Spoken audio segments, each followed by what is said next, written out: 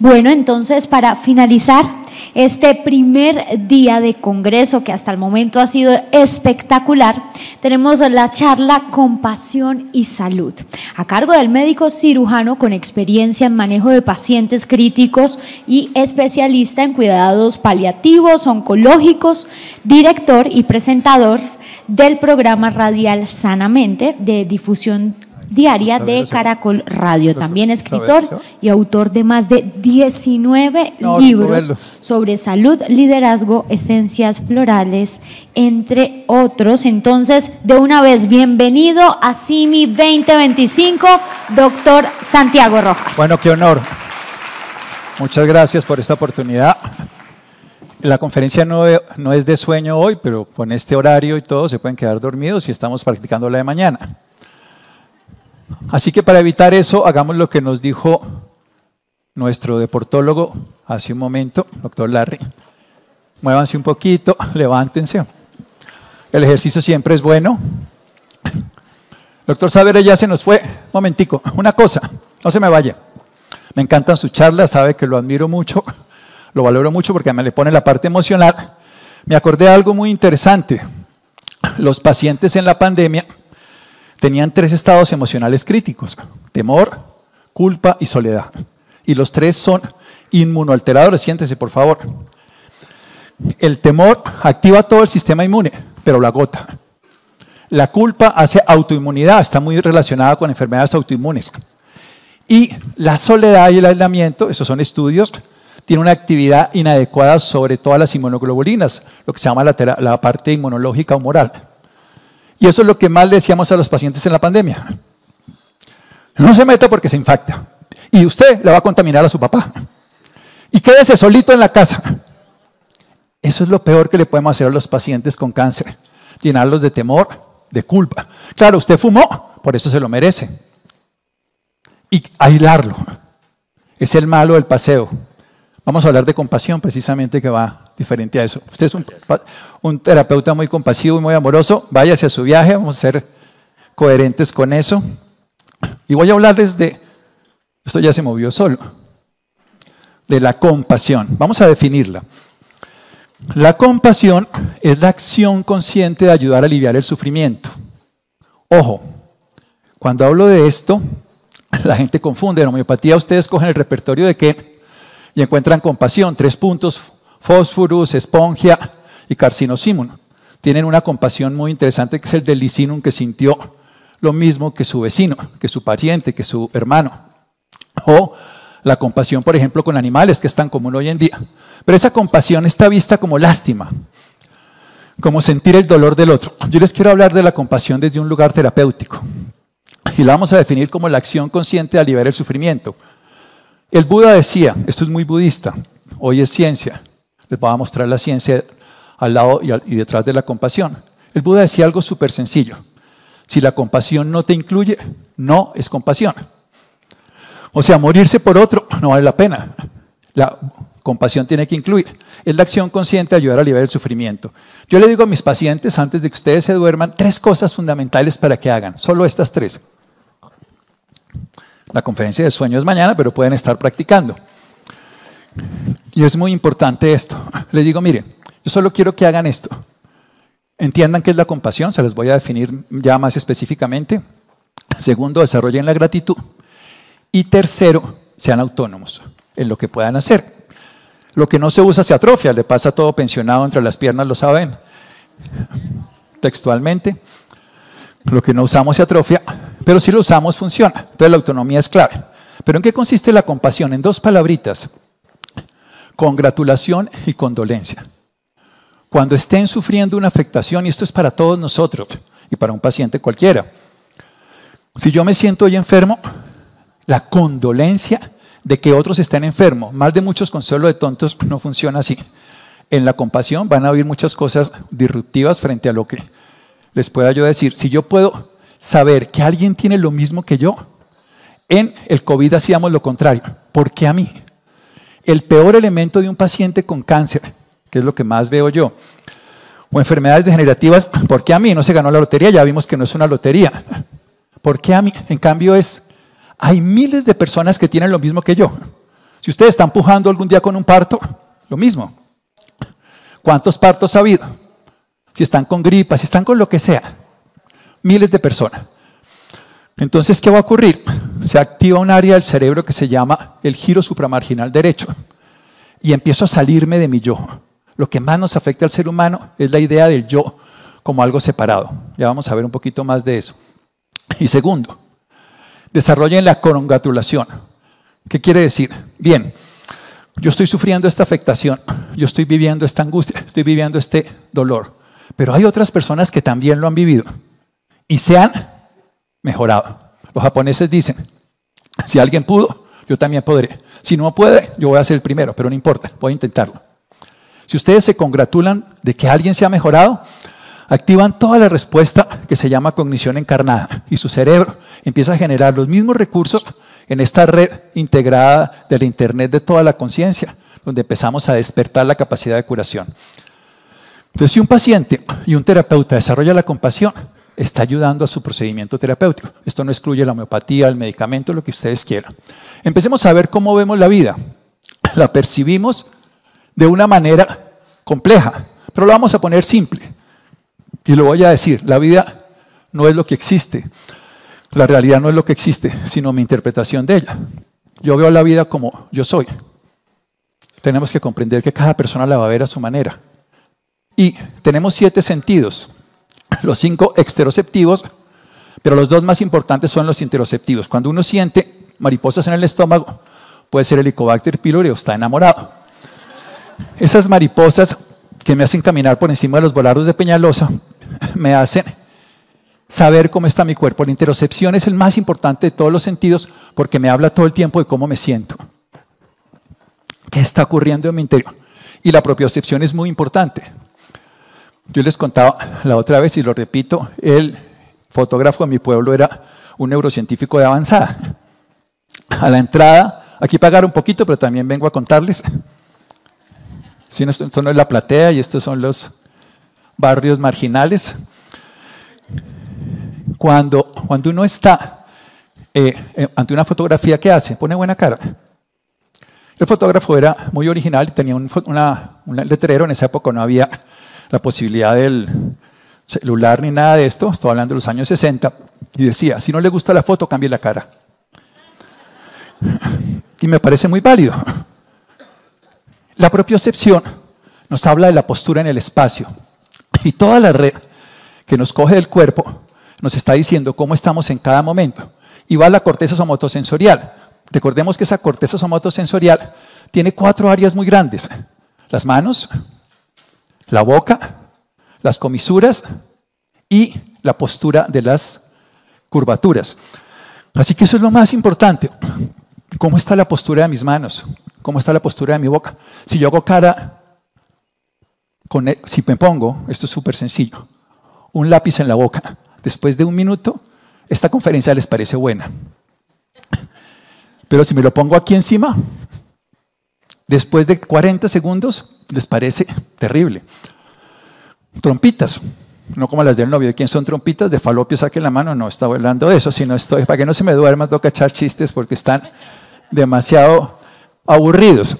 ¿Cómo funciona el cerebro? El cerebro solo predice. Pero ¿cuál es la dificultad? La predicción genera una simulación y la simulación se vive como una realidad. Esto es lo más importante de entender.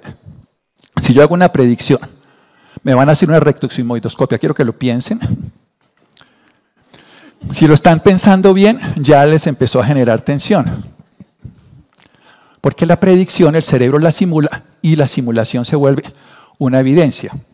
Entonces, lo más importante de la neurociencia, Lisa Feldman dice, el dolor, la emoción y el estrés son de todo el cerebro. No separen el cerebro como una entidad separada, como el gobierno por ministerios. Es una entidad integrada. Y el dolor crónico, que es lo que más vemos nosotros en cuidados paliativos, es una enfermedad cerebral.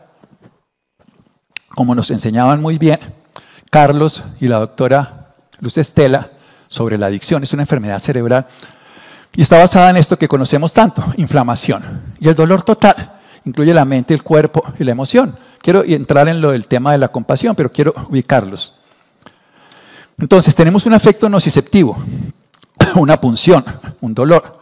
Tenemos una vía predictiva.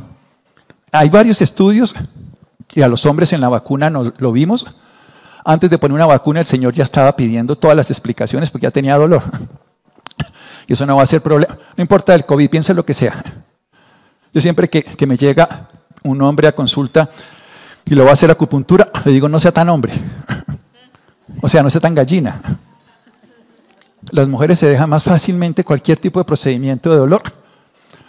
El hombre no. Espérese un momentico, eso sí. Como cuando uno, más o menos una gripa es equivalente a un parto triple en una mujer. Un hombre con una gripa es más o menos el mismo principio. Entonces veamos esto. El dolor crónico es una mala predicción. La persona está anticipando el dolor y está generando una respuesta inadecuada. Todo lo que he querido decir hasta ahora es que el cerebro es predictivo y el cerebro experimenta lo que simula. Eso es lo que quiero decir. Ustedes van esta noche a comer y ustedes dicen, qué delicioso, la comida de mi mamá o el postre que me van a dar. Pero esa interpretación no es real. Pero ustedes creen que es real. A uno le gusta la comida de la mamá. Probablemente si somos de Singapur, no nos gusta la de Colombia o no aprendemos a comerla. O sea que el sabor no es algo real. El sabor es una interpretación que yo le doy a los gustos que tiene mi lengua. ¿Y cómo funciona la mente? Para poder entrar en esto. La mente tiene un realismo afectivo, que es que experimentamos lo que creemos. Tenemos unos conceptos, que es la clave de esta conferencia aquí en adelante. Y tenemos algo que es la cultura sobre la natura. No es lo mismo ser colombiano, ser alemán, ser francés. ¿Qué les he querido decir hasta ahora? La compasión puede ser terapéutica. Hasta ahora no lo he contado más. Pero el cerebro tiene conceptos y categorías y tiene simulación. ¿Qué es un concepto? Es el que hace toda esta simulación. ¿Pero qué es el concepto? Es una categoría que yo le doy a algo. Vuelvo al ejemplo del COVID. Si en 2020 tenían diagnóstico de COVID, ¿qué concepto tendrían? La muerte, era letalidad. A pesar que las estadísticas nos hablan de un 0,6 hasta un 2%. Si hoy nos da COVID, tengo una gripa. El concepto no determina cómo me va, pero determina cómo lo simulo, o sea, cómo lo experimento. Cuando a ustedes les llega un mensaje de celular de la pareja, tenemos que hablar. ¿Qué concepto les llega, señores?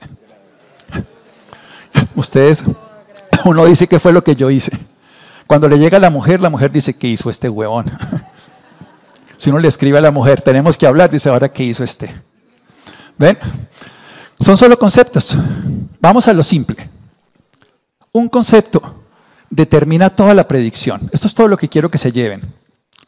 Si yo tengo un concepto de que el cáncer es incurable, por eso no me gusta mucho cuando el oncólogo, no el doctor Saavedra, tiene la predicción de que ese paciente se muere, porque ya la va a inducir. Los médicos somos especialistas en pronósticos y nos encanta hacer diagnósticos para cumplir el pronóstico. Entonces, quítense toda predicción o funciona de una manera inadecuada y quítense todas esas palabras que nos damos. Por eso, cada vez que una palabra es muy grande, cáncer, pónganla chiquita. Cualquier cosa que exista, porque eso va a hacer que hagamos predicciones inadecuadas. Y las emociones no son malas, no quiero que se lleven esa idea, son impulsos para actuar y le dan significado. ¿Cómo funciona una emoción? Ahora sí entremos en materia. Yo tengo un concepto, cualquier concepto. La mayoría de conceptos son me gusta o no me gusta, son terribles, porque entonces vivimos la vida de que está bien o está mal. Pero si yo cambio el concepto, un niño casi no tiene ese concepto. El concepto más predominante en un niño y en una niña es, esto es una oportunidad, voy a aprender. Si ustedes viven una enfermedad como una oportunidad, es totalmente distinto como si lo viven como un concepto de que es bueno o es malo, de que me gusta o no me gusta, de que mamera. No, es una oportunidad. Un niño aprende, ¿por qué? Porque es una oportunidad. Entonces las emociones son respuestas a los conceptos. Esto es todo lo que dijo el Buda hace ya sus miles de años, pero que afortunadamente, solo 2500, la neurociencia lo está cogiendo. Y las emociones no son ni buenas ni malas, son de supervivencia, que son útiles por cortos periodos. Ponerse bravo es bueno, pero no vivir bravo. Perdón, tener miedo es útil, nos sirve al sistema inmune, pero tener miedo crónico no lo baja. Tener rabia es bueno, nos da la supervivencia, pero vivir en rabia no. Y por el otro lado están esas de bienestar, de confianza, que son muy útiles, pero no estamos todo el día así. La clave de todo está en esa palabra de la mitad que está en amarillo, que es lo que yo quiero resaltar: la sorpresa y el asombro. El concepto más importante que podemos hacer es el que todo es una oportunidad. Si ustedes piensan que todo es una oportunidad, van a empezar a volverse compasivos, van a ver por qué. Todavía no he hecho nada de la compasión, pero estoy explicando cómo llegar a ser compasivos. Cómo que nos importe el dolor del otro sin que muramos en el intento. ¿Cuál es el riesgo? Si alguien se está ahogando y yo me boto a salvarlo, probablemente me ahogue. Si no sé nadar, pero si tengo un equipo adecuado, de pronto lo salvo. Entonces las emociones son útiles cuando las uso o son inútiles cuando no las uso y se vuelven tóxicas. Recordemos todo lo que he dicho, el cerebro es predictivo. Yo estoy aquí sentado sin hacer absolutamente nada y mi cerebro ya está pensando lo que voy a hacer todo el tiempo y me está haciendo todas las secreciones y hace lo que se llama un presupuesto corporal. Me saca toda la información y me dice, pero usted no va a poder hacer eso, o sí lo va a poder hacer. Entonces, si yo digo, ¿cuánto dinero tengo para poder pagar la comida de mis próximos 30 años? No lo tengo en este momento. Pero yo puedo decir, lo puedo hacer cada día. Si yo no hackeo a mi cerebro, y la compasión es el mayor hackeador, se los voy a empezar ya a decir. Los médicos que utilizamos la compasión, los médicos que utilizan la compasión, tienen mejor relación con el paciente, esto suena obvio, pero también tienen mejores resultados terapéuticos. Esto lo puede aprender cualquier persona, esto está medido. Y hay 10 a 20% menos de dolor en los pacientes, recuperación más rápida. Hay un compromiso del paciente en la curación. Y ser compasivo no requiere ninguna medicación, ninguna práctica. Solamente saber que crear y creer están de la mano. Si yo creo que lo puedo hacer, empiezo a crearlo. Si yo creo, lo sigo creyendo. Y se forma un circuito. Empecemos a meternos en la idea. Los seres humanos somos sentipensantes, pensamiento y sensación. No vivimos solamente de la emoción, no vivimos solamente del pensamiento.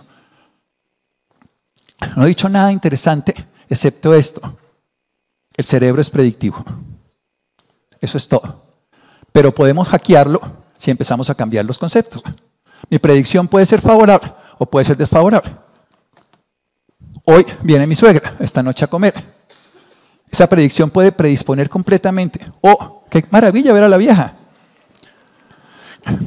Todo depende de cómo te lleves. ¿Cuál es tu predicción? Es tu concepto. Si el concepto es que ella no es buen ser humano, mis emociones van a estar ahí.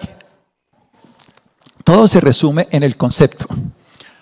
Y toda la inteligencia emocional que nos enseñaba Daniel Goleman está basada en que yo me conozca, en que yo me regule, en que yo me motive. Pero aparece la palabra más interesante, empatía. Y habilidades sociales. Quiero dejarles aquí esta cosa tan importante. La mayoría de los youtubers tienen mucha habilidad social, pero no tienen la segunda palabrita. Se llama empatía, porque es de ese orden. La empatía es parte esencial de la comprensión, ya lo vamos a ver. La inteligencia emocional usemos el corazón y la cabeza. Sé que estamos cansados, dormidos, por eso una sola cosa. El cerebro predice todo el tiempo, pero el cerebro predice con base en los conceptos. Eso es todo. Entonces, ¿cómo voy a crear conceptos que sean útiles? El concepto más útil de mi vida es que yo piense que esto es una oportunidad. Este maravilloso seminario que LHA nos regala, nos permite, esta posibilidad de aprender lo que nos enseña cada persona, esta oportunidad de ver a este paciente que no sabemos nada. Esa es una mente de principiante, del Zen. Es una oportunidad. Por eso hago esta pausa. Y el segundo concepto es voy a estar dispuesto a asombrarme. Cuando uno ya se lo sabe todo, el cerebro es incapaz de salir. Por ejemplo, si ustedes van por la carretera, van de aquí hasta una ciudad cercana, no todos son de Bogotá, pero vamos, digamos, a Chía, y estamos llegando a Tunja. ¡Uy! ¡Sorpresa! Tengo que devolverme. Si no me doy cuenta, uno cree que la pareja de uno es la novia y se la encuentra uno besándose con otro. ¡Sorpresa! Ya no es mi novia. La sorpresa me cambia todo, mis conceptos y mis predicciones. ¿Cierto? Entonces, ¿qué es la inteligencia emocional? Es crear un concepto adecuado para esta condición. ¿Cuál es el concepto más útil? Esto es una oportunidad. Cuando tengan un paciente mamón, hoy una paciente textualmente antes de aquí me dio la oportunidad, textualmente. Me empezó a pelear y a cuestionar. Y me empezó a echar unas retahílas por un tema que además, entre otras cosas, voy a hacer una paréntesis. En todas las redes sociales, sobre todo Facebook, Instagram, yo salgo vendiendo cantidades de productos todo el tiempo. Y es totalmente falso, para que no tengan duda, yo no tengo nada que ver con eso, es inteligencia artificial. Entonces la señora me estaba peleando por eso. Que yo por qué me prestaba para eso. Entonces le expliqué, no tiene nada que ver conmigo. Pero es que usted debería hacer algo. Lo hago, hemos hecho demandas, eso no funciona. Pero usted debería estar molesto por eso. Le dije, no. Eso sí no. Pero ¿cómo no se va a molestar? Le dije, no. Y le mandé un abrazo, no seguí discutiendo con ella. Yo no tengo por qué darle el poder a alguien que me ponga molesto. Yo tengo que tomar la decisión de cómo me siento yo. ¿Me gusta? No, que me va a gustar. Es un atraco, es una estafa. Pero eso no tiene que determinar cómo me siento yo. Entonces es una oportunidad de poner a prueba todo lo que yo puedo aprender. Y eso es una motivación propia. Ahora veíamos en la dopamina que tiene el cerebro que produce motivación. Y entonces lo que tengo que crear todo el tiempo es un sistema absolutamente claro de conceptos. Esto que está ocurriendo es una oportunidad. Cuando uno empieza, me encanta aquí mi querido doctor Héctor, que lo conozco y le admiro también profundamente, pero tiene una cosa que son pensamientos semillas. Y yo trabajo todo el día con pensamientos semillas. Porque el cerebro lo que está haciendo es repetir permanentemente todo. Vive reciclando la memoria. Entonces, si yo estoy reciclando la memoria de un pensamiento semilla, estoy acomodando mis conceptos. A los pacientes solo les quiero decir eso. Creemos conceptos. Ese concepto que el médico le dice, usted tiene 3 meses de vida. ¿Ese concepto cómo se vuelve? Una predicción simulada y cumplida. Eso se llama el efecto Pigmalión. Ustedes lo deben conocer, la autoprofecía cumplida. Entonces, si yo tengo el concepto de que todo es una tragedia, de que mi vida es una desgracia, de que todo lo que me pasa a mí es malo, ¿qué va a pasar con mi vida? Pero no es la palabra ahí, ni de energía ni de nada, sino que, ¿cuáles son las 2 funciones del cerebro? 2, garantizar la supervivencia, 1, y 2, recrearme una realidad de acuerdo a mis conceptos. Yo soy una pelota, el concepto que va a, mi cerebro ¿qué va a hacer? Demostrarme todo el tiempo, volverme eso, hacerme creer eso, es real, es la realidad subjetiva. Entonces en los pacientes, si yo puedo hacer compasión, ya empiezo a volverme al tema. Ahora me duele, pero ¿cuántas personas le duele igual que a mí? ¿Cuántas personas están peor que yo en este momento? Pero ¿cuántas de esas lo han logrado? Mi cerebro entra en compasión desde la conmiseración, la condolencia y la congratulación. ¡Qué maravilla! ¿Alguien logró superar esto? ¿Alguien salió de una... ¿Ustedes han estado en alguna tusa alguna vez? Levante la mano el que nunca haya tenido una tusa. ¡Qué miserableza de vida! Por allá alguien levantó. Sí, no ha sido capaz de morirse por otro. Eso se llama, no saben en inglés cómo se llama, caer en amor, fall in love. Uno se muere por una persona. Sí, es patológico, pero qué delicia haber amado con tanta intensidad que valga la pena doler. Después aprendemos. Los ortopedistas dicen que un hueso que se fractura queda más sólido, un corazón que se rompe queda más estable. Entonces, bien, cuando uno está en el dolor de la tusa, uno debería pensar así. Estoy vuelto. La vida no tiene sentido, nadie me quiere. Pero de pronto pensar, ¿cuántas personas han estado en tusa? ¿Cuántas miles de personas han pasado por lo mismo que yo? Y hoy están bien, en lugar de decir, ¿por qué a mí? Sino que hay gente que ha estado peor que yo y está mejor. Eso nos identifica con las áreas cerebrales de la persona. Eso es lo que les quiero mostrar. Eso activa los conceptos distintos. Eso lleva a que yo utilice mi sustancia, mi red interoceptiva, mi red de control de manera distinta. Y les voy a contar ¿Quién es el mayor generador de sufrimiento en el ser humano? El yo. Yo. Cuando nacemos no somos yo, no somos una persona. Somos un órgano subsidiario de la madre, que la madre nos lo prestó biológicamente. Hasta en el vientre materno de mi abuela estaban mis células paternas y maternas, ovocitos, espermatocitos, que me iban a llevar a ser Santiago. Soy 1 en 400 trillones una posibilidad de nacer. Soy algo más lleno de materia de la biología, pero ese yo de identidad es el que nos hace sufrir. Entonces esta es una estrategia de la neurociencia para empezar a trabajar la compasión. Entonces cambiemos los conceptos, es lo primero que les he dicho. Todo lo que tengo es una oportunidad. Yo no veo nada para allá atrás porque la luz no lo deja uno ver, pero es una oportunidad de imaginármelos. Claro, tengo siempre oportunidad. Cuando uno tiene un dolor, tiene una oportunidad de hacer algo. Cuando tiene un sufrimiento, siempre que uno piense que todo es una oportunidad, es recategorizar todos los conceptos. Entonces tengo la oportunidad de aprender de este paciente mamón. Tengo la oportunidad de aprender a cambiar mi estilo de vida. Como nos decía el doctor Saavedra, fue reaccionario hasta los 40 y luego pasó de la itis a la osis, entonces empezó a cambiar. A todos tenemos la oportunidad. Todo santo tiene un pasado, todo pecador tiene un futuro, dice la ciencia de la religión, por decirlo así. Segundo, que es igual de importante, de construir lo mental en lo físico. Esto es súper interesante. ¿Cómo tener sensaciones no predictivas? En un avión es el ejemplo más valioso. Cuando la gente coge el avión para ayudar al piloto a volar, ¿no han visto? Para que pese menos. Si el avión se mueve, ¿por qué la gente le tiene miedo a que el avión se mueva? Porque se va a caer, pero no se está cayendo. Cuando se esté cayendo se entera todo el mundo. Si uno está sentado en el avión y el avión se mueve, el avión no se está cayendo, es normal. Pero si yo pienso que el avión se va a caer, ¿qué me ocurre? Genero toda la respuesta. Entonces, si ustedes están sintiendo algo, ¿cuál es la forma más importante para decirle a una persona, a ustedes mismos? Siéntalo, pero no haga predicción. Me duele la espalda, me quedo sintiendo el dolor. Tengo miedo, me quedo sintiendo el miedo. Pero no, ¿esto significa qué? Tenemos que hablar. Bueno, tenemos que hablar. Todo lo que nos hace sufrir. Y es muy importante, siento.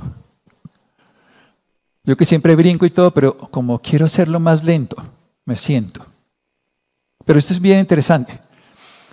Siento el dolor, ¿qué hago? Me permito sentirlo y me quedo sintiéndolo, quito la predicción. Esto es súper poderoso. Hacerlo le cambia a uno la vida. Primera cosa, empiezo a cambiar los conceptos. Segunda cosa, llevo a mi cuerpo qué siento y me quedo sintiéndolo. Así no dejo la predicción. Los niños hacen eso. Los niños se caen y lloran, pero no hacen una predicción.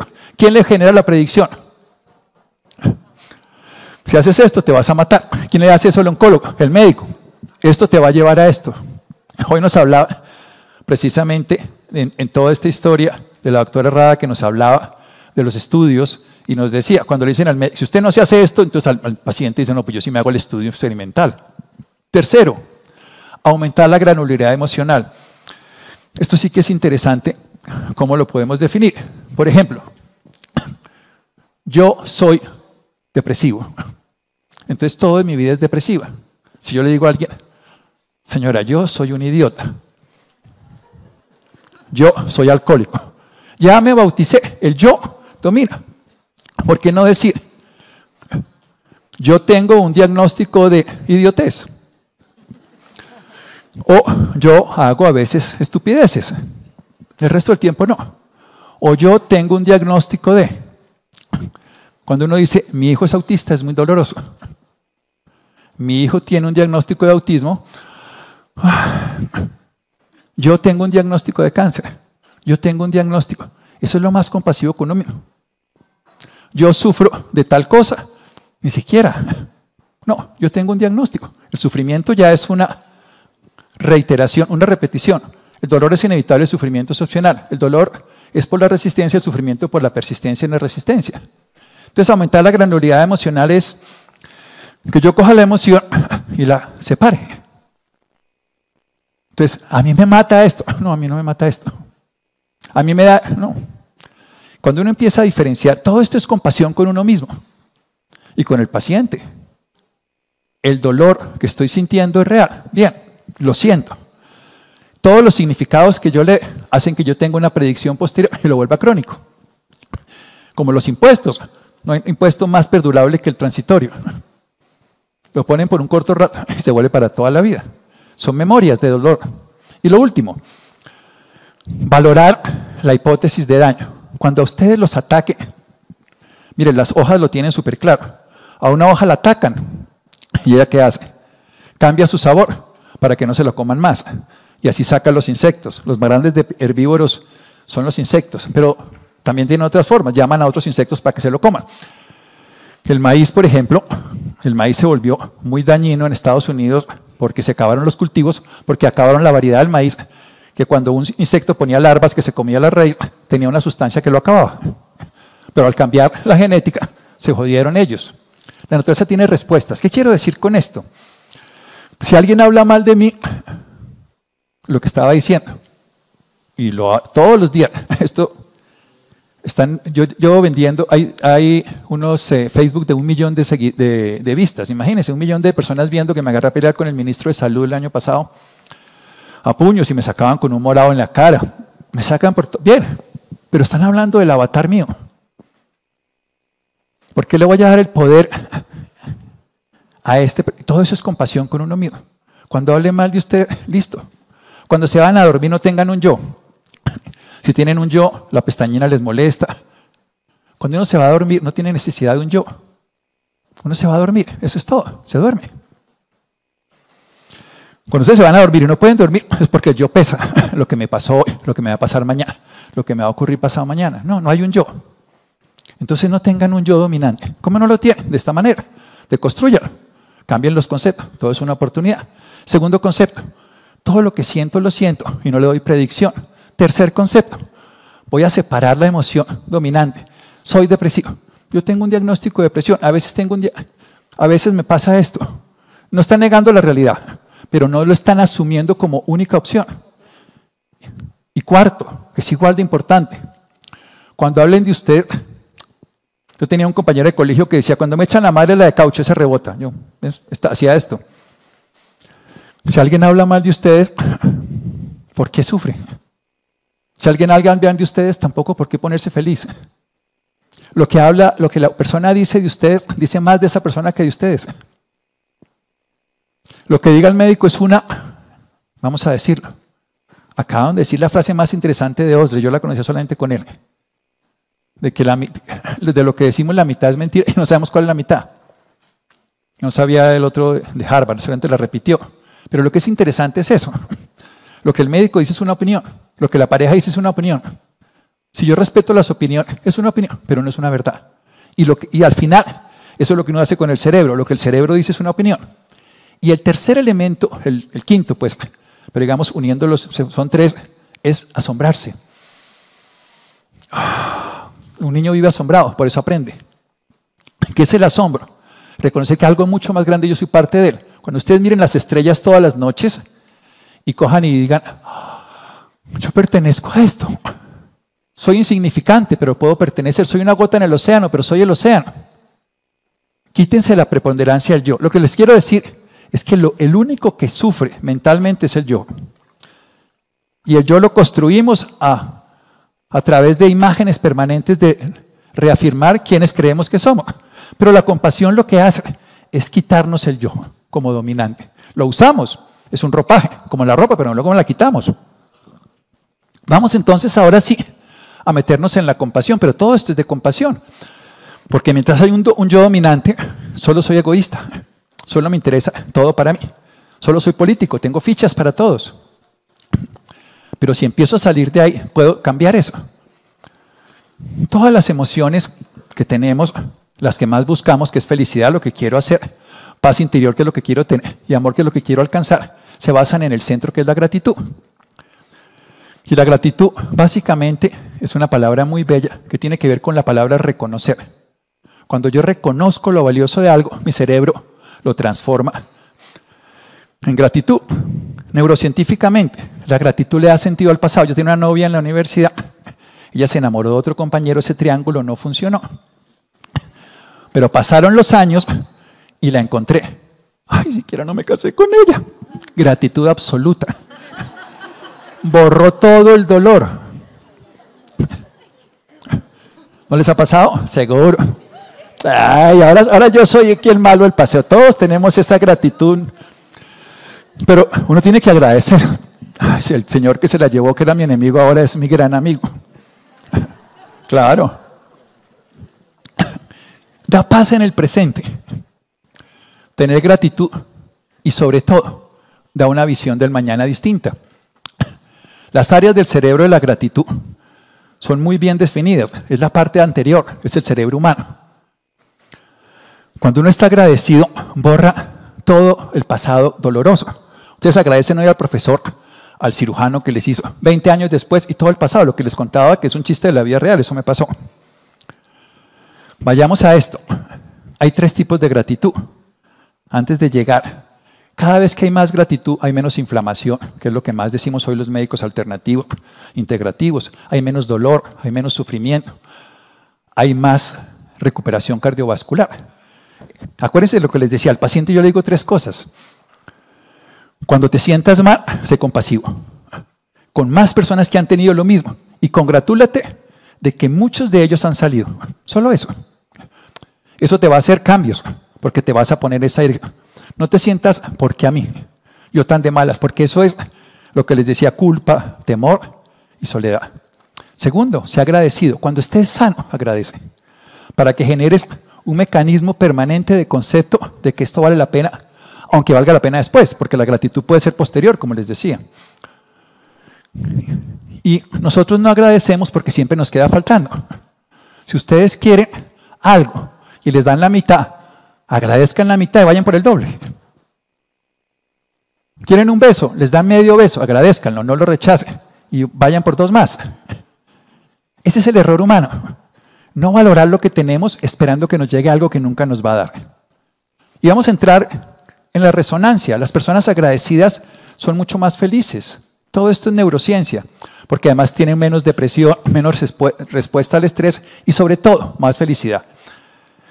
¿Y cómo llegar a la gratitud desde la práctica? Ya les he dicho de todas maneras. Primero, de construir el yo, porque el cerebro está lleno de conceptos.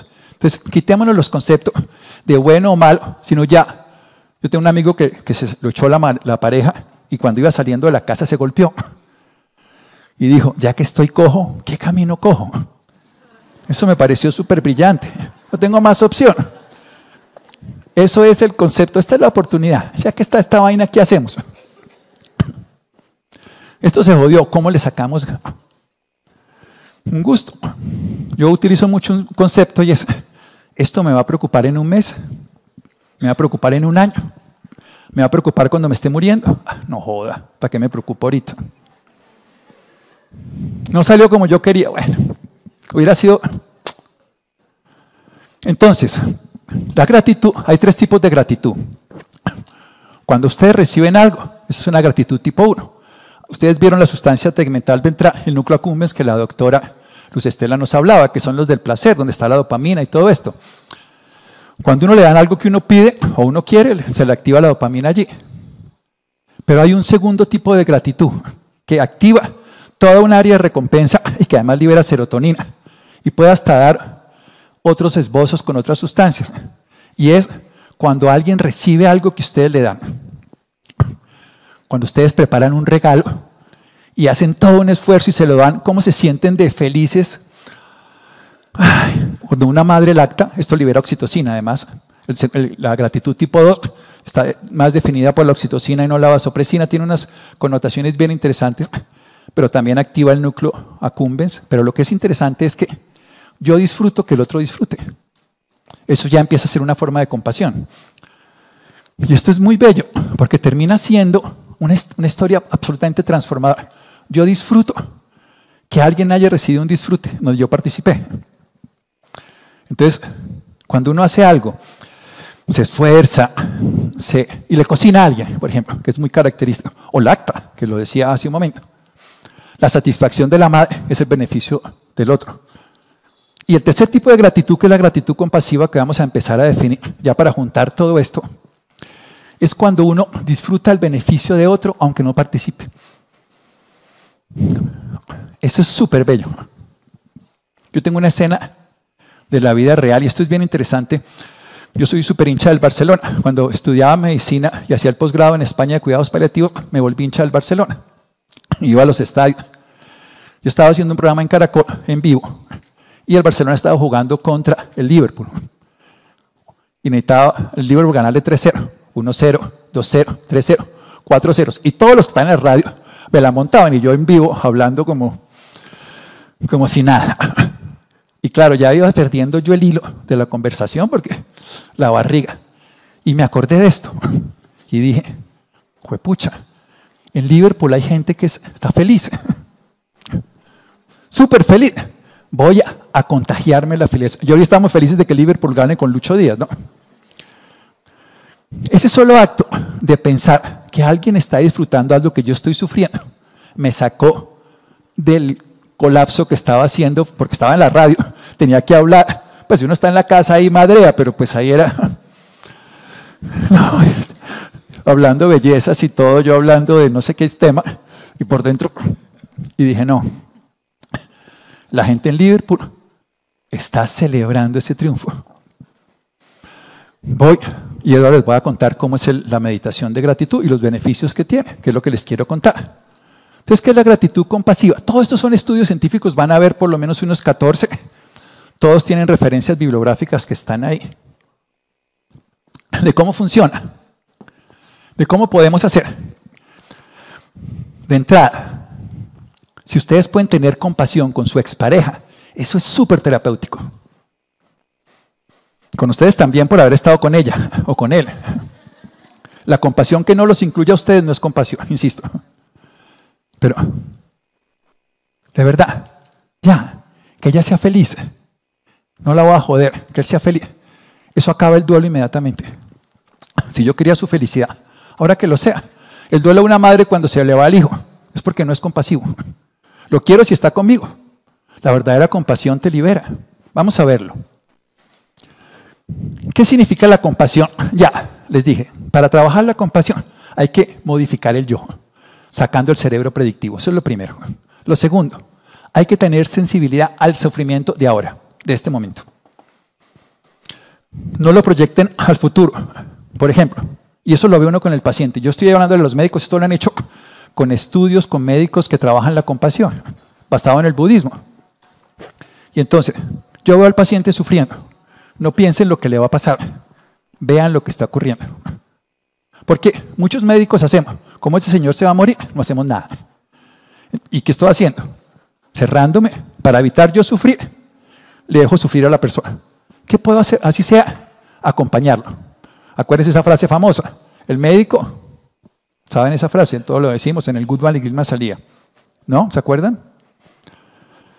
El médico algunas veces cura, a menudo alivia, acompaña siempre. Esto es una cosa que está ahí en la medicina, no es algo que yo les esté contando. Entonces, sientan que el paciente sufre. Pero si ustedes no han trabajado el yo, no lo ven como propio. No sientan que ustedes son el culpable del sufrimiento, ni tampoco el culpable de su curación. Ahí nos enrollamos. Sino el motivador del cambio, el motivador de cuidar. Y tengan algo que se llama empatía o simpatía emocional, que es pónganse en el lugar del otro. Yo veo muchos pacientes que se les suicidan los hijos. Esta semana vi una. Y cuando llega, yo lo primero que hago, cuando llega la señora, yo digo, yo no quiero que se muera mi hijo, y menos que se suicide. ¿Alguno quiere eso? Ninguno. Entonces, ¿con quién tengo que ser compasivo? Conmigo. Que yo no quisiera que se muriera mi hijo y que me sentiría muy mal de que se suicidara. Entonces digo, no quiero que se muera mi hijo, ni aceptaría eso. Ya habiendo sido un poco comprensivo conmigo, voy a ser más comprensivo con esa persona. Porque si no le voy a decir, tienes un angelito en el cielo, Dios te quiere. ¿Qué es lo que todo el mundo le... Si me necesitas, llámame. No. Entonces, esto es una estrategia. Veo tu sufrimiento, me motivo a cuidar y me pongo en tu lugar y me siento vuelto mierda. Entonces, tolero mi propia angustia. Listo, yo sé que estaría peor. Esto es un ejercicio, son 7 pasos que son súper dinámicos. Esto es lo que enseñan en las escuelas para trabajar la compasión. La Universidad de Harvard, la Universidad de Stanford tiene un grupo de compasión. Yo una vez entrevisté a uno de ellos en una clase y le dije, oiga, profe, ¿y si un alumno se raja, usted compasivamente lo pasa? No, compasivamente lo rajo. Claro, porque hay ausencia de juicio. Esto es lo que es. Lo rajo. Y comprendo. Esa simpatía es empatía. Ya me pongo, ahí ya paso a otro lugar. ¿Cómo es la mente del otro? Este man es testigo de Jehová, ¿yo para qué le voy a sugerir transfusiones? ¿Y para qué le cierro la puerta desde que entre? Como hacen cuando llegan en todos los sitios. Lo que es interesante es que esto es un juego. Para mí esto es un juego, como lo que les estoy contando. Pero se vuelve práctico y uno lo hace todos los días. Son estos 7 puntos. Y ahora sí, después de esto es un checklist. Está sufriendo esa persona. Entonces la veo. Veo el sufrimiento. Y digo, hijo de pucha, voy a disponerme a ayudarle. Y puedo sentir su emoción. Pero esa vaina a mí me pega mucho. Entonces voy a sentir un momento en la mía. Estos son 30 segundos. Si esta persona fumó y está con cáncer, vale huevo. Hoy está ahí. ¿Qué le sirve que uno le, como a los borrachos? La señora le coge y le da la cantaleta borracho, no le sirve de nada. Cuando esté sobrio, le hace reflexión. Ya después uno sí le hace reflexión. Listo. Y me puedo poner en su lugar, en su forma de pensar, y listo, ahora sí estoy dispuesto. Inmediatamente se van a sentir distintos. Esto está probado, esto viene del budismo, esto no me lo inventé yo, afortunadamente. Y entonces empezamos a hacer compasión. ¿Y qué le dice uno a un terapeuta? ¿Qué le dicen los griegos antiguamente a un terapeuta que está trabajando la compasión? Estos 7 puntos los puede uno resumir en estos 3. En cada paciente, esto es cómo se entrena a los terapeutas en compasión. En cada acto de paciente, vea estas 3 cosas. Por ejemplo, ustedes ven a un paciente totalmente demasiado caquético en una cama. ¿Cómo le veo belleza? Uno no lo quiere ver. ¿Qué pasa si yo veo belleza? La belleza es algo totalmente subjetivo. Ustedes ven a un recién nacido que es propio, ¿cómo lo ven? Y ven al bebé del vecino y le ven la cefalohematoma, la bula, arrugadito, sí. Entonces, muy sencillo, vean belleza. Si ustedes pueden ver belleza, inmediatamente van a generar algo que es maravilloso en el cerebro. ¿Saben qué genera la belleza? Alegría.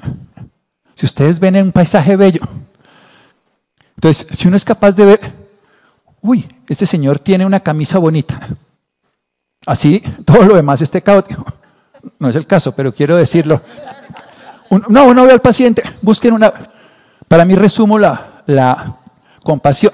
Este ya es el resumen, lo otro es como la práctica larga de Stanford y todo, pues esta es la práctica corta.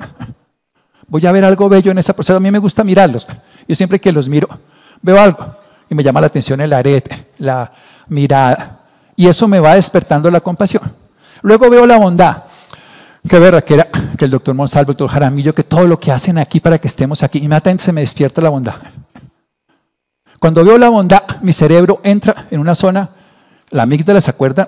Pero cambia la forma de la memoria y va a una zona que se llama el mesencéfalo y otra que es mucho más interesante que se llama el cuerpo estriado dorsal. Y en castellano se me acaba el miedo. Entonces, belleza, si yo veo algo, digo, la vida es muy bondadosa. Simplemente pensarlo, inmediatamente, quiero que lo estén haciendo, precisamente por eso lo digo. Vean algo bello y qué bondad. Aquí hay gente que se le ha caído el pelo al doctor Monsalve de haber creado esta joda todos estos días. Entonces uno dice, es reconocer la bondad que alguien tuvo. Inmediatamente mi cerebro activa unas áreas totalmente distintas. Y luego, la verdad, Jesús decía, la verdad os hará libres. Entonces, si yo veo las cosas como son, no las quiero maquillar, inmediatamente despierto la compasión. Entonces, el resumen de todo lo que he dicho, si yo puedo en cada acto, en esta consulta que lo hago, en este encuentro, ver belleza en cada persona, y lo puedo, ¿por qué? Porque es una decisión mía, que encuentro una belleza en el anillo, en las cosas, inmediatamente mi cerebro cambia, porque entra en alegría, entra en gratitud. La belleza lleva la alegría a la gratitud. Si veo bondad, lleva la confianza, se acaba el temor, son las mismas vías neurológicas. Y veo verdad, esto es lo que es. Sobre esto voy a trabajar. Esto es lo que hay. Así, esto es lo que tengo. Si tuviera ozono, le pondría ozono. Sí, pero no hay ozono. Si estuviéramos, pero es lo que hay. Eso inmediatamente. Entonces, todo esto se lo resumo en belleza, bondad y verdad. No es más. Toda esta, pero es una hora, tocará una hora, entonces yo lo alargo. Pero cuando repetimos la práctica de la compasión, el cerebro empieza a cambiar. ¿Y qué beneficios trae? Vamos a mostrar los estudios. Esto están ahí las referencias. Empezamos a ver la vida de manera positiva, porque se vuelve toda una oportunidad. Si practicamos esto, belleza, bondad y verdad, y si hacemos esos 7 puntos una vez al día, pero lo practicamos, empezamos a ver las cosas buenas. ¿Hay problema? Listo. Esto es lo que hay. Segundo, esto es una de las cosas que mejora el tono vagal. Se ha estudiado, todo esto está en la referencia, todo esto han medido el tono vagal, que hoy sabemos que es el gran parasimpático tónico, el gran reparador. Si uno hace compasión, uno se repara. Uno hace compasión, uno ve belleza, bondad y verdad. Uno hace todo ese trabajo en un paciente sufriente y uno empieza a regular su tono vagal y eso es reparador. Se ha hecho un estudio, personas que practican esto que les decía, tengo migraña, piense que hay personas que tienen migraña, piense que hay personas que aguantan la migraña, hay personas que se curan de la migraña y alégrese y empieza a bajar la migraña. En cambio, ¿por qué a mí? Tan de malas, yo no lo puedo hacer. Y eso simplemente porque se salen del yo. Por supuesto, hay súper cantidad de estudios, esto es un resumen de metaanálisis, de que practicar la compasión es analgésico, es liberador de oxitocina, es liberador de anandamida, bienestar, de endorfinas, obviamente placer. Nos explicó la doctora Luz Estela que la dopamina lo que hace es motivación. Algo fundamental, de las cosas que más sana a una persona con estrés postraumático, es ayudar a personas con estrés postraumático. El voluntariado se llama eso. ¿Qué saca un alcohólico? Ayudar a otros alcohólicos. Y eso es compasión. No es por mí, lo hago por usted, pero a mí me sirve. Evidentemente, de las cosas que más ayuda al autismo y al psicótico, se ha visto, para centrarse, es poder, y uno puede ser compasivo, ojo, no con personas, puede ser compasivo con un jardín. Esto lo hacían mucho esto todo, si ustedes alguna vez han visto todo estas historias de Víctor Frank, que él ponía a las personas, estuvo en un campo de concentración, y él se salvó por compasión. Tenía pensamientos favorables todo el tiempo. Y ponía a la gente a ser compasiva con una planta. Cuida esa planta todos los días. Eso es una compasión. Cuide, mímele, hable. No tiene que ser con una persona ni con quien no me gusta, no. Puede ser con animales. Y por supuesto, hace que tengamos un procesamiento emocional muy distinto. Dejamos de sufrir. Yo lo que quiero es invitarlos a que ustedes desarrollen la compasión con la suegra.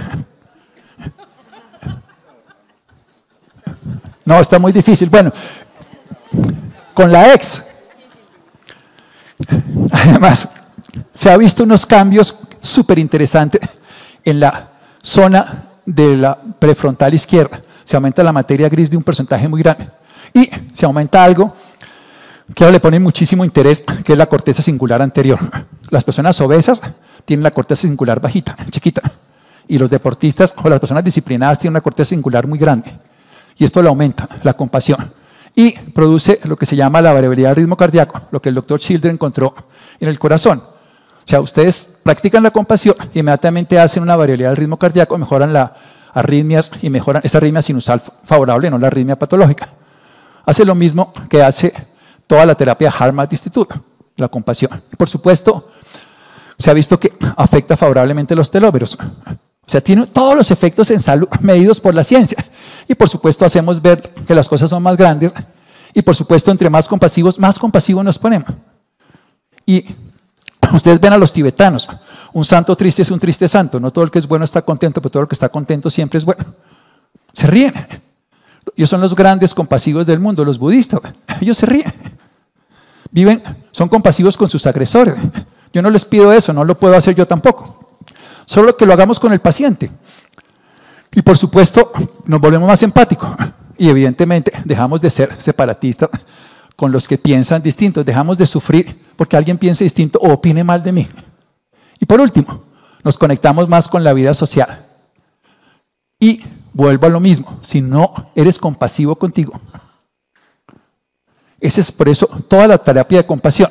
Entonces, se enseña una práctica de compasión que se las voy a decir en este momento. Tengo 4 minutos, pues estamos bien.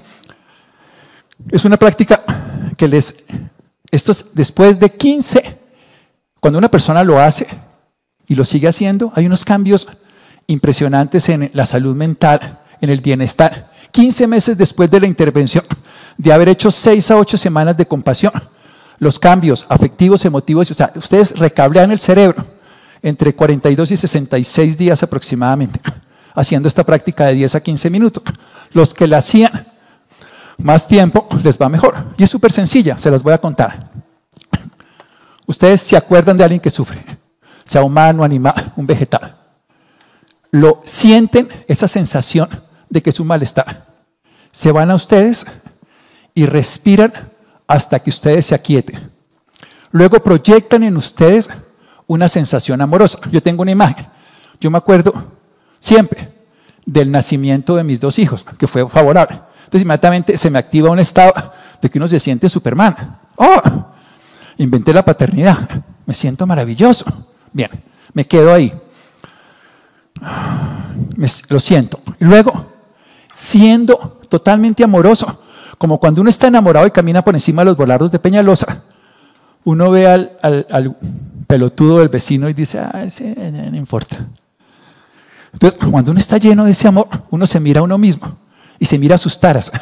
Entonces uno hace una compasión. Siempre empieza con uno mismo. Siempre que uno va a ver un paciente crítico, sea compasivo con ustedes. Esa es la clave.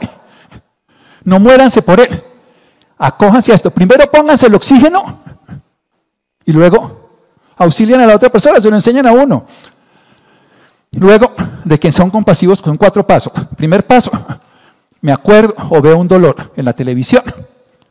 A ellos les ponían imagen de sufrimiento.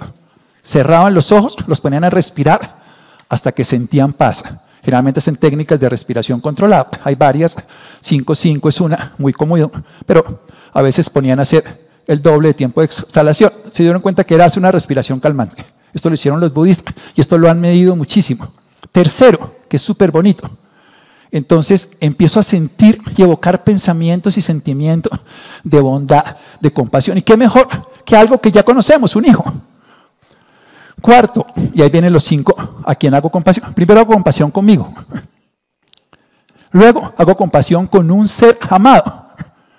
Entonces veo la grandeza, la belleza, la bondad y la verdad de esa persona. Luego lo hago con una persona neutra. Algún personaje que uno se acuerda ahí, que se le viene a la mente. Luego con una persona hostil, un agresor. Y luego a todo el mundo. Esa práctica dura 10 minutos y eso le cambió la vida a muchas personas y es la invitación que yo tengo. Que hoy nos dice Mario Alonso Piu, que es un mayor nivel de conciencia siempre acompañado de un mayor de compasión, porque nos damos cuenta que somos parte de un todo.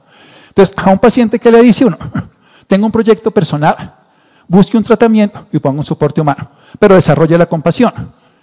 Y en últimas, estudios más recientes, cuando una persona es compasiva, tiene ondas gamma, eso quiere decir que soluciona problemas mejor.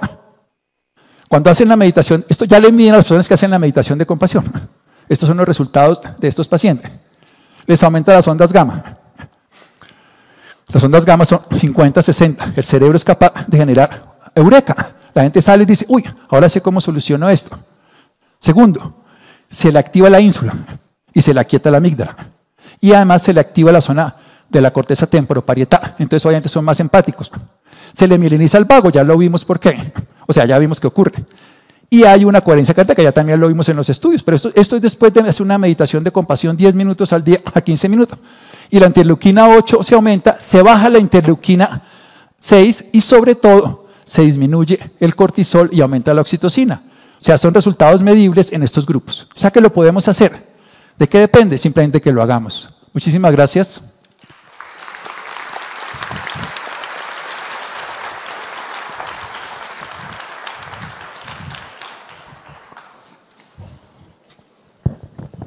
Doctor, como siempre, un espectáculo. Muchas gracias. ¿Tienen preguntas? No creo. Ahora viene lo bueno que es el cóctel, no sé. Sí.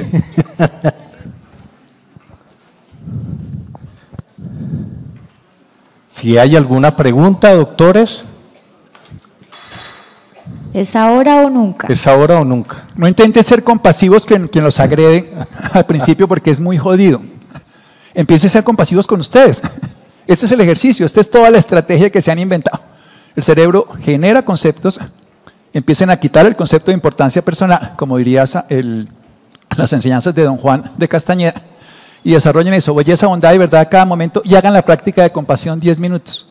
Y eso cambia la vida según todos estos estudios, son resultados y por eso se los quería contar, porque lo puede hacer cualquier persona. Nos preguntan, ¿algún sitio en donde empezar a conocer el budismo? En la India. Pues no, hoy en día hay budismo en todos lados. Yo creo que en las redes sociales hay budismo para todos los días. No hay que ser budista para hacer esto. Entre otras cosas, el budismo no es una religión, es una filosofía. Pero desde el punto de vista práctico, hoy en las redes sociales lo pueden hacer. Yo trabajo mucho el Dharma, que es esto, hacerlo consciente, y es muy divertido. Lo único que les digo a uno es que a uno las cosas le resbalan más y se lo disfruta más. Eso es todo. Nos vamos a morir todos, o sea que no hay que tomarse muy en serio esta vaina, pero sí divertirnos un poco más. Y cada vez que ustedes digan, esto es una oportunidad, el cerebro se empieza a cablear distinto. Y cuando sean capaces de asombrarse 20 veces al día, que es lo que recomiendan los estudios, la vida cambia, porque son más conscientes. Yo me he asombrado muchas veces hoy en las charlas que nos han hecho, y uno tiene que estar dispuesto a asombrarse. Un niño está dispuesto a asombrarse, un adulto no. ¿Cómo ayudar a un paciente terminal para tener una motivación en su vida? Qué bonito. Mira, ¿cuál es el error más grande que tenemos ante una persona en la cama? Queremos hacer algo por ella. Si quieres que alguien se mejore, conviértete en su alumno. Entonces pregúntale cosas, pídele consejos, y eso inmediatamente lo va a conectar con su capacidad y su motivación. En lugar de darle consejos, va a enseñarle, papá, a sus hijos que me estoy muriendo. Pregúntale cosas, pídele consejos. Oiga, tengo esta duda, venía para acá, ¿usted qué opina? Inmediatamente lo estás ubicando en su capacidad y no en su incapacidad. Esa es la manera para abrirlo. ¿Cuál es la mejor manera de ser compasivo con el médico? ¿Con el médico? Con el médico. Sí, es una excelente pregunta. Me encanta esa frase de Older, me encantó que le hubieran puesto, la mitad de lo que me dice es mentira y no sabemos cuál es la mitad. Bueno, es una opinión. Para mí la forma de ser compasivo con otra persona, él tiene esa opinión, no es más. Y lo mismo es con la mente de uno. Mi mente me opina, pero no es verdad. Cualquier persona que opine es una opinión, como lo mío. Lo que yo les sabe contar es una opinión. No lo tomen como verdad o mentira, es una opinión. Entonces así no se involucran en me aman o me odian, sino se involucran en estoy tranquila. Entonces ser compasivo con el médico, él tiene esa opinión. No la puedo compartir, buscaré otra hasta que no la vida me ve, pero esa es la manera de verlo.